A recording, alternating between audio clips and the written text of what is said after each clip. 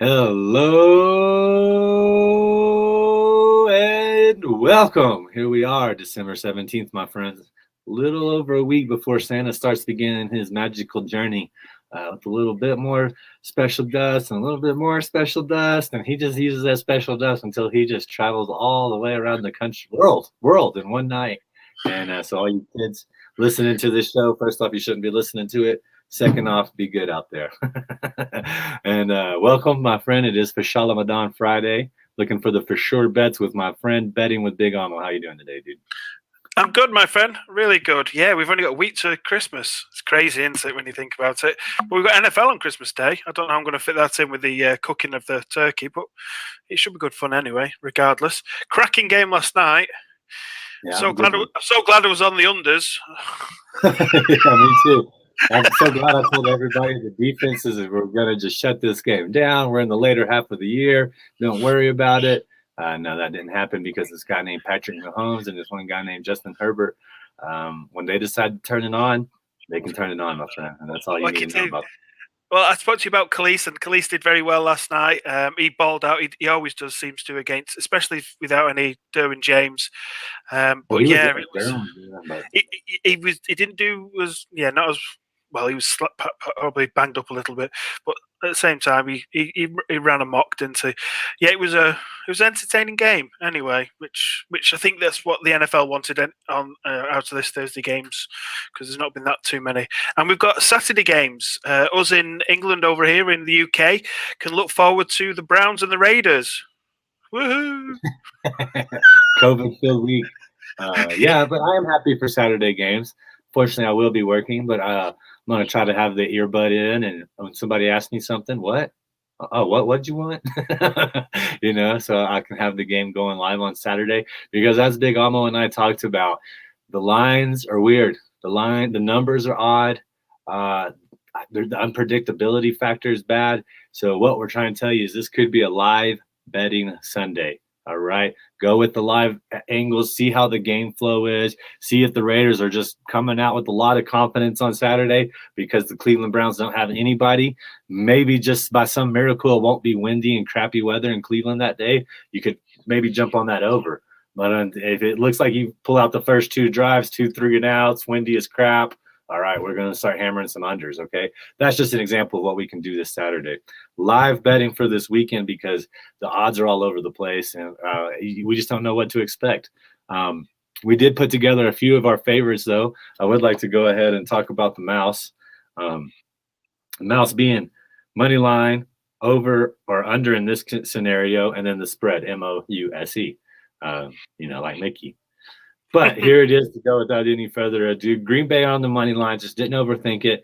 And Green Bay's money line is like so much lower than some of these teams with injuries that I just don't understand. But their line's at -255, not great. But some of those lines out there on the money line are like 500, 600. I'm like, what are you seeing there? But we got the Packers on the money line. We've teased up the Raiders and the Cleveland Browns to cover unders, and we're going under 49.5. That's 7 touchdowns. I don't think there's going to be 7 touchdowns in this game. I just don't see it. So that's where we took the under at. And then we took the spread. We teased Houston Texans up by 4 points to cover the spread. It's still only at -165 with a +7.5. So they can't lose by more than a touchdown against the Jaguars. They beat them earlier this year. Jacksonville just lost their head coach. They didn't score a point last week. David Johnson's back this week, and he's going to be the featured back. I just think Houston has a chance to win this game because, let's face it, Jacksonville's awful. Jacksonville's really not that Houston's great, but Houston beat them already once, and I think that they can at least, and nothing else, cover a spread touchdown. So once again, Packers money line under 49.5 in the Raiders Cleveland Browns game, and Houston Texans to cover a 7.5 point spread.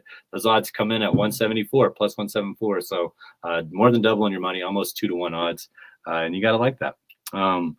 Anything you want to say about these games or anything else that as we move along? We've just got to be careful this week. I mean, people will have solid opinions on lots of lines and lots of during the beginning of the week. I know I was all over Miami. I thought Miami would absolutely slaughter the Jets this week, but just one big COVID case, which is Waddle. Waddle has been superb recently, and all of a sudden you take that away from Tua, who we still are a little bit on the fence with Tua if he's actually a quality quarterback or not. So he's going to rely heavily on Parker, and they've also got absolutely no one in the backfield. So I believe the whole of their running backs are out. All of them are out. So Waddle was going to play a key part in the rushing game as well as the probably receiving game, and all of a sudden they've lost him as well. So I'm not saying that Miami are going to lose to the Jets, but all of a sudden it's not looking as convincing as it possibly could be. So there's so many problems, so many. I mean, it was 85 or something was on COVID list yesterday, which, when you think about it, it's ridiculous. Some of these could come back, some of them couldn't come back. So I'd possibly consider playing some bets closer to the line if you have to, or as Iggy said before, I think in play is probably the best option for us this week. Try and get as many in play bets as we can, and just read the games and watch the games and enjoy it for what it is. There's currently no touchdown scorers at all on any of the games in the English bookies. So William Hill and Betfair, the both two books that I use, don't have any, which is a shame because again, it's all to do with the COVID. There's a couple of prop lines, but there's a couple of things. I really like Chubb. I think he's going to be the only one who's fit on this Browns team, especially if Baker's out and Hunt's out. I think they're just going to give him the ball. The Raiders aren't very good at all against the run. I think they're fourth or fifth worst against yards. So I think with him on the early game, anytime touchdown scorer, whatever that may be, even if you compare it up with someone, and also possibly his overline. Again, I can't really guesstimate what it's going to be, but it's probably going to be around about 80, and I think he'll smash that quite comfortably. As for the later game, every person, woman, man I've heard on these podcasts this week are all on the Colts, which makes me think the Pats might win. I mean, they're both very good teams. I can't pick them. I can't say to you to go and run out and bet Colts -2. The bookies might have this right. It might become down to the last minute thing. They're both decent defenses. Our favourite and everyone's favourite, Jonathan Taylor this week, potentially up against the Pats. The Pats are stringy against the run. They really are against the run. They've only conceded 3 touchdowns all year to running backs, which is a feat and a half. It's the best in the league. So don't be rushing to get Jonathan Taylor, even though he probably will have a good game. His line currently is 93.5, which I think is quite high. I know Jonathan Taylor's been doing really well, but this is a more than competent Pats team. And if you think about all the other weapons that the Colts have, with Wentz throwing everybody, I'm sure Bill Belichick will be trying to take away the main threat, and that'll be Jonathan Taylor. So potential lean to under Jonathan Taylor, 93.5, which seems wrong because we've been on his bandwagon for all this time, but the matchup just doesn't suit this week. I think this is one of those instances where we kind of disagree. Last week when I made my power rankings, I had Colts coming out, or Monday, I have them at the fifth overall in the NFL.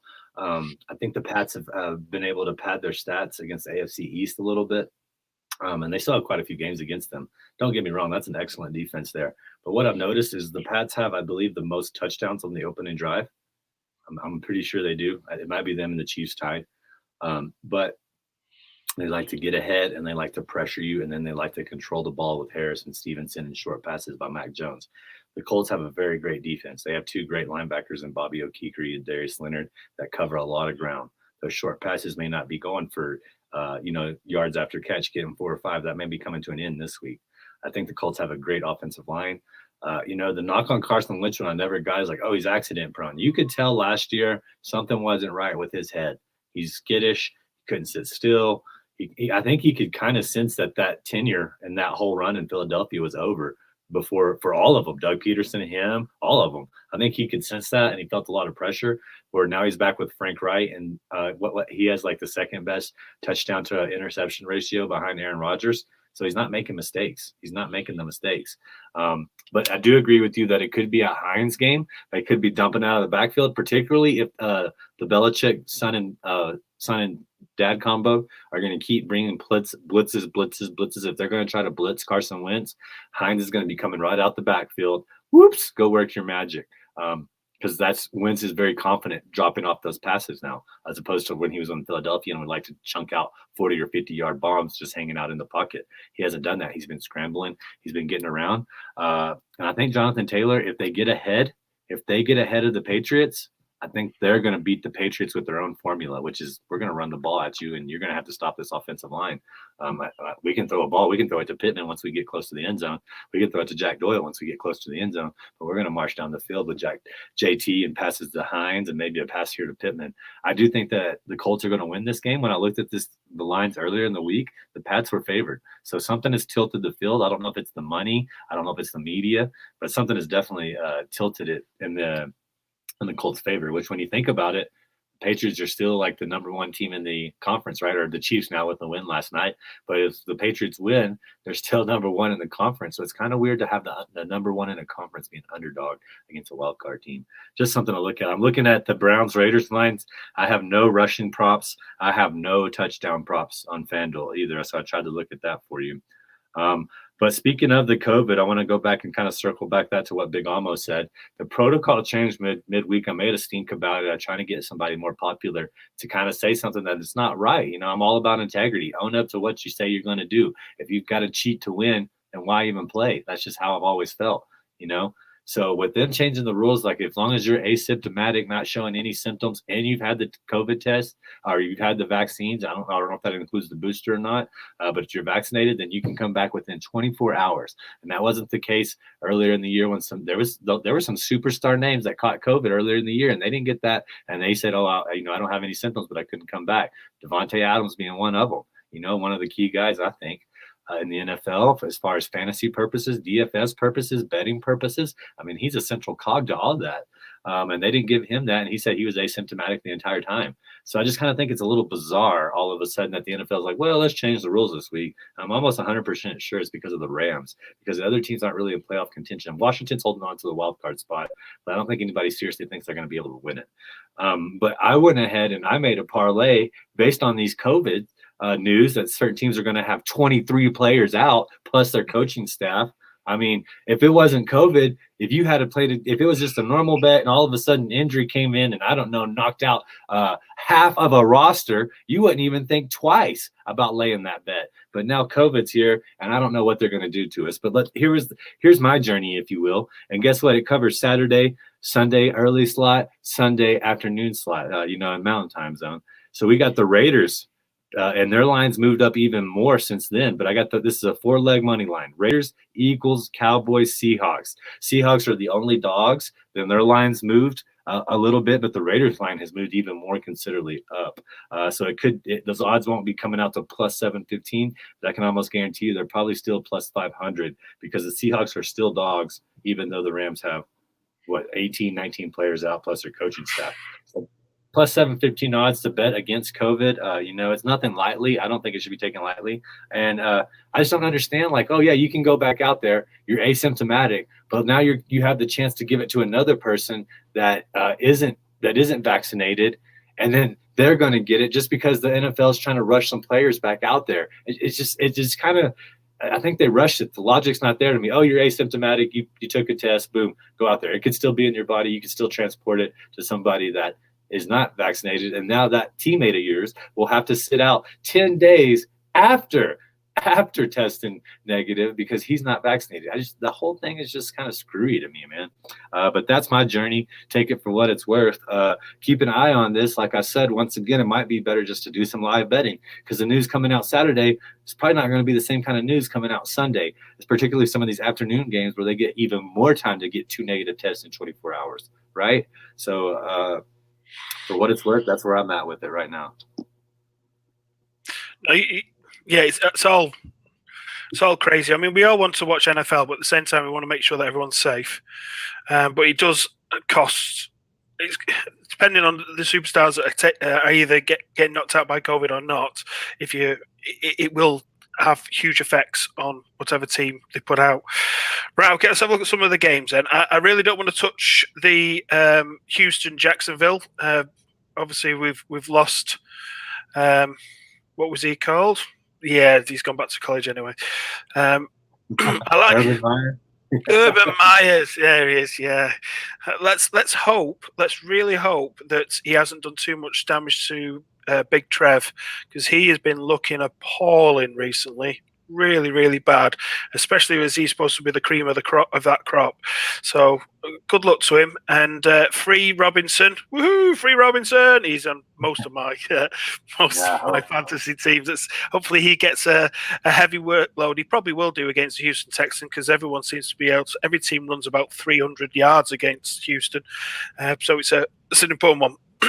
Cowboys versus Giants, again, it's another COVID sort of related one. I really like the Cowboys here. Their defense recently has just stepped up.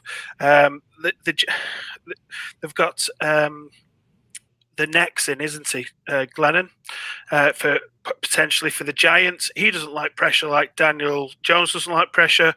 Neither of them are going to like pressure anyway. Dallas are going to bring loads of it. They both have a bad offensive line in front of them. They've got a horrific offensive line. Dallas will bring pressure. I just think if you tease them, I'm going to tease them down. I'm going to put that in probably maybe a 3-leg parlay.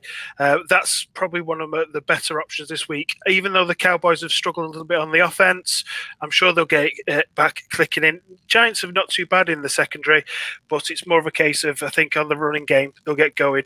I know we're not going to go on the Zeke bandwagon this week because he's burnt us too many times, but they've got a decent matchup against this Giants running side, so they're potentially going to go on the ground, and they'll have lots of options elsewhere as well. The one line I liked in that game was Cooper. Amari Cooper's only at 50.5 yards. Now, I know he's going up against Bradbury, but at the same time, if he gets his usual volume, which is probably about 8 to 12 potentially, he's going to smash 50 yards. So I think that's a potential player prop that I really like in that sort of game as well. And then another one in the early games is the Pittsburgh Steeler versus the Titans, which just seems to be old fallen foes. They used to be so good. I mean, the Titans are still in the run for getting into the playoffs, but they're a shell of their former selves. With Julio back, might help him. If you think the Bengals lose, the Browns lose, the Ravens lose, and the Steelers somehow win, that's just nuts. Does anybody want to win the AFC North? They don't want to have a losing record, but none of them want to win the AFC North, I don't think. I just think they're just scared to take that title or something. Well, this one could be a battle of two defenses again.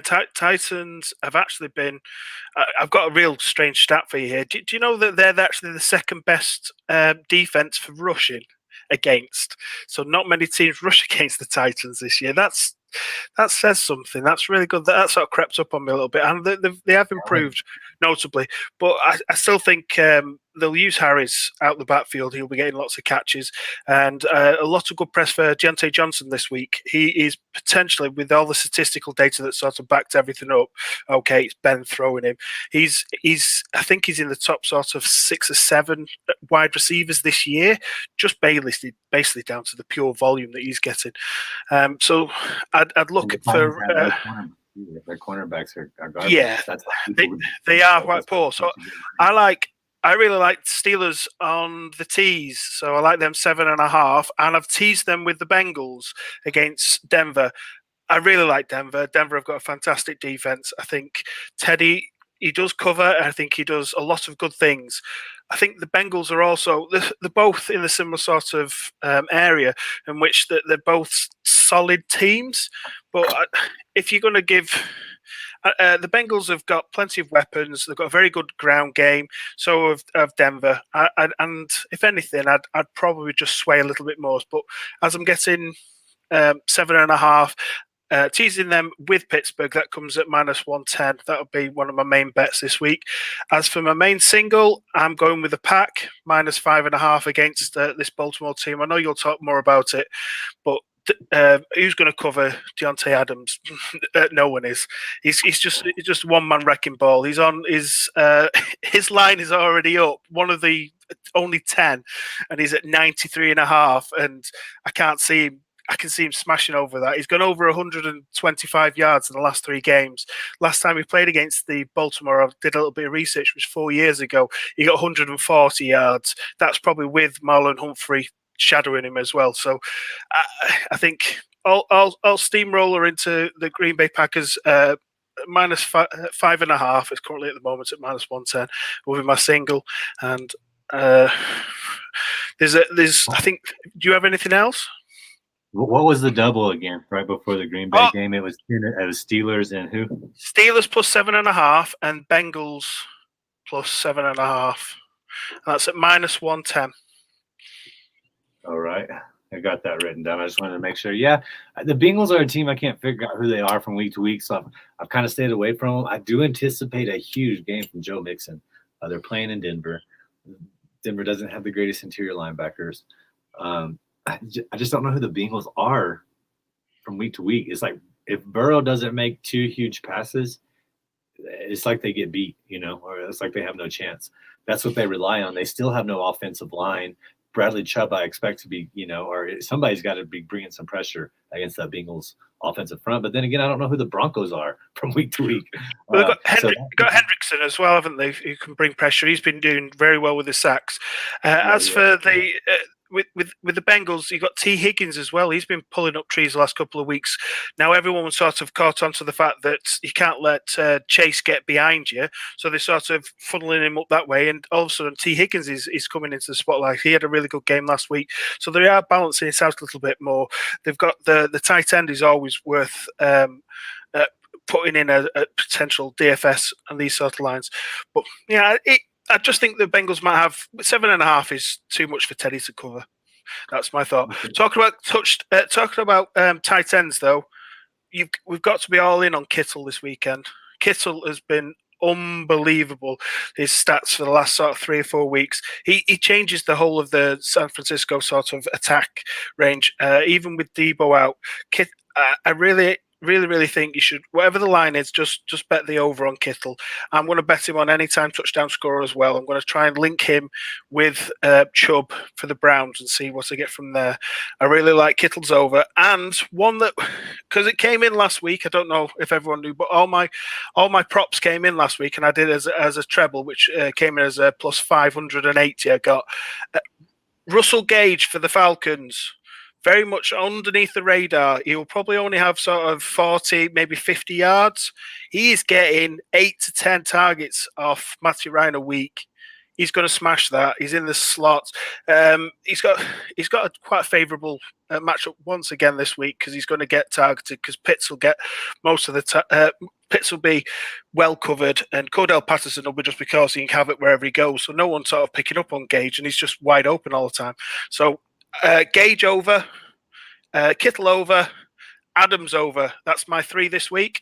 And I don't know any of the lines, but I assume that'll probably come around about sort of plus 400. That's my props outside of it. Nice. Yeah, I'm looking at the same 49ers Atlanta game. I'm getting nothing. But I think I'm going to go same game parlay. Anytime touchdown Cordell Patterson, anytime touchdown George Kittle. And that will probably come back at, I'm assuming plus 300, maybe a little more, but I'm just counting on 2 good players. Cordell Patterson, we talk about him every week. Cordell Pimpin' Patterson, man, he's good for a touchdown. If he was on a better team, or if somehow Atlanta makes the playoffs, which could happen, he might be an MVP candidate. Because I wanted to brush on that again with Deontay Adams this week. Aaron Rodgers is going for an MVP. Make no mistake about it. It matters to him. And he's competing against Tom Brady for it. And say what you want, those are the 2 quarterbacks that represent the 2010s decade. They're probably going to, one of those 2 quarterbacks will probably represent this decade. It doesn't really matter how much more Patrick Mahomes or Justin Herbert does. If Aaron Rodgers wins another MVP, he's won 2 MVPs to start this decade. And if he can win the Super Bowl, that's just the accolades. Like, these things matter to these guys. Tom Brady can say, oh, it's such a team sport, yada, yada, yada. Yeah, right. He's way too competitive. All those things, all those accolades matter to him. And he Tom Brady's going for it too. So I think that plays into Deontay Adams. I think that plays well into Aaron Jones. I think it plays well, believe it or not, into Marquise Valdez-Scantling. I think that all that will play well for the Green Bay game. But, to get back to the 49ers Atlanta game, it's really a super pivotal game. The winner of this game, I believe, is probably in the playoffs. A host that will, as I say, control your own destiny. Like, they can win and out. They don't have to have other teams lose. So the winner of this game has huge implications in the NFC playoff picture as far as I'm concerned, because Atlanta is just so streaky. They have no defense, but if Matt Ryan can just keep it together and keep scoring points, you have to outscore them, and it's hard to do because, Matt Ryan's definitely one of the better quarterbacks in the league, no matter what people may think about him. Saints Buccaneers, the Saints have a chance to beat Tom Brady 4 times for the 4th time in a row. And their line's at plus 11. If they're going to try to control the clock, there's no Drew Brees, there's no Jameis Winston, but something tells me they're still going to get over 150, over 160 rushing yards between all their guys and try to control this game. I think it's a very interesting spread cover at plus 11. I don't see what can necessarily be wrong with that. But yeah, I don't really have a whole lot of angles. I'm saving most of them for the in live betting. I kind of talked about the tight ends or the touchdowns. I think what happened, I'm waiting for more to pop up. We'll have to see how that goes. But the cool thing is we got Raiders, Browns Saturday, Patriots, Colts Saturday. Maybe check out some in-game live betting. I feel pretty confident. Like, if you just take the Raiders and the Colts on the money line, 2 legs, something simple. What are the odds? You're getting plus 163 odds. So not even that great of odds for the money line par, just so you have something to root for in each game. So I would recommend just kind of holding off, putting on the spreads on the bets we talk about, and get a game flow. Let's see how these games are going to go. One of them's in a dome, the Colts. So you won't have to worry about the offense as much in that one. Cleveland's definitely an outside game. You have to keep an eye on that as well. Anything else you'd like to say to close out the show, my friend? No, look after yourselves, everyone. Probably I won't be able to speak to you. It'll be Christmas Eve, won't it, next time we talk? So it's fast and full into the holiday season. Be careful this week. COVID's going to play havoc with everything. Nothing's a certain in the NFL, as we found forever. There's going to be controversy, there's going to be injuries, there's going to be problems all over the place. Just be sensible with it. Try not to bet the house this close to Christmas. We're just getting a little bit of extra pennies, a bit of fun, and more than anything, just be safe, really. It's your choices if you get all your vaccinations and everything else going. There's a huge push over in the UK that everyone's got to get their booster jabs. Just do what's right for you and your family and what's closest to you. That's probably the best advice I can say. I'm not going to stand here and tell you what to do or what not to do. No, yeah, absolutely. Just be safe, particularly if you have young ones, because they can't get vaccines. They don't even have a choice right now. So just be safe with that. And, I just want to say it's episode 299. So Monday will be episode 300. And I hope to review some playoff talk. We'll talk about hopefully some fantasy playoff teams, see how everybody's doing, see if anybody needs a miracle on Monday night. Check out Iggy'sFantasyandBetting.com for all your needs, dude. You have this. You can listen to the podcast there. I'll upload just the audio. You can see Super Draft, man. You can check out all that for you. We got articles every week. Going to have the player pine for the Sunday slate of games, or I'll try to get that in today, so you have some for the Saturday slate of games as well. There's just all kinds of good stuff there. You can track how well we've done, make fun of us, see how well we've been doing, get the excellent ones. Like Big Amo said, he hit on all his props last week, so kudos to that. And then here's just what we kind of talked about throughout the day. I don't think I have the last touchdowns we spoke about because I don't have the odds. But this is what we kind of have going on right there. A few parlays. Like we said, we got a journey, got a mouse, we got some touchdown scores. But I think Big Amo and I, as we discussed and told you, I think the live betting is where it's at this week. So let's just keep an eye on that. Let's try to enjoy Sunday, and have fun. The roads are getting kind of icy where I'm from, so be careful if you're out on the roads in the mountain part of the world. And until we talk to you next week, be safe. Take care.